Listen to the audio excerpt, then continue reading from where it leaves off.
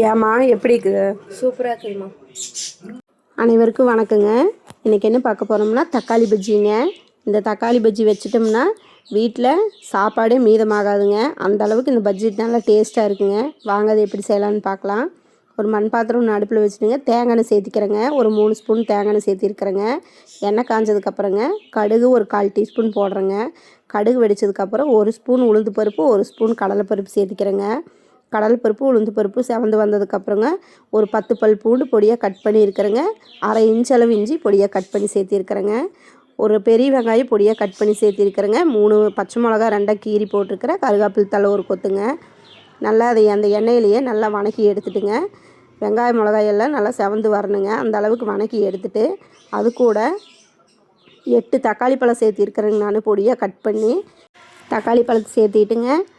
தக்காளி பழம் வணங்குறதுக்காக கல்லுப்பு கொஞ்சமாக சேர்த்திக்கிறேங்க. 1/4 டீஸ்பூன் மஞ்சத்தூள் சேர்த்திக்கிறேங்க. காரத்துக்குங்க வரமிளகாய் தூள் கொஞ்சமாக சேர்த்திக்கிறேங்க. இதையெல்லாம் சேர்ந்துங்க நல்லா தக்காளி கூட மிக்ஸ் ஆகிற அளவுக்கு நல்லா வணக்கி விடணுங்க.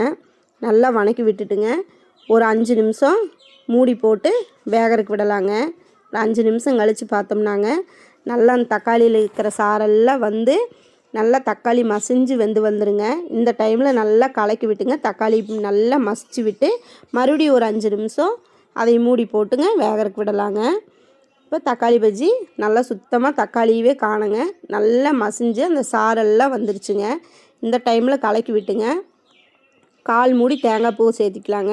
தேங்காய் பூ சேர்த்திட்டுங்க அது நல்லா கலக்கி விட்டுங்க மூடி போட்டு வச்சிடலாங்க. மூடி போட்டு ஒரு கொதி வந்தால் போதுங்க.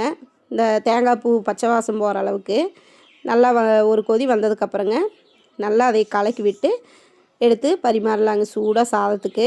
அவ்வளோதாங்க, தக்காளி பஜ்ஜி ரெடிங்க. இந்த மாதிரி ஒரு டைம் செஞ்சு பாருங்கள். இந்த தக்காளி பஜ்ஜி வச்சாங்க எங்கள் வீட்லையெல்லாம் ஒரு குக்கர் சோறு பத்தாதுங்க. அந்த அளவுக்கு டேஸ்ட்டு சூப்பராக இருக்குங்க. நல்லா சாப்பிடுவாங்க எல்லாருமே. நம்ம பாட்டியம்மாலாம் இப்படி தாங்க தக்காளி பஜ்ஜி செய்வாங்க.